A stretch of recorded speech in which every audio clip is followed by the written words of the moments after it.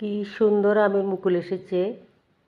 48 ঘন্টা গ্যাস থাকবে না, তাই চিন্তা করলাম কি করব, ছাদেই চলে গেলাম। বেগুন তুললাম। আমি আমার ভাই বান্ধবী মিলে প্রথমে বেগুন ভেজে নিলাম।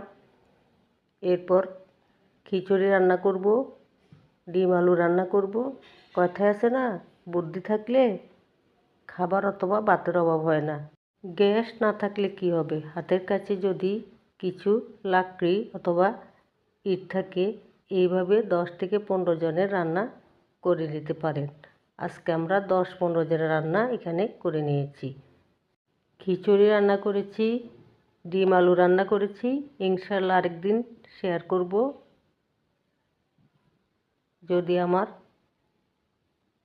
ছাদ বাগানের বেগুন ভাজি ভালো লেগে থাকে, আশা করি সবাই লাইক, কমেন্ট এবং সাবস্ক্রাইব করে পাশে থাকবেন। ভালো থাকবেন, সুস্থ থাকবেন। আল্লাহ হাফেজ।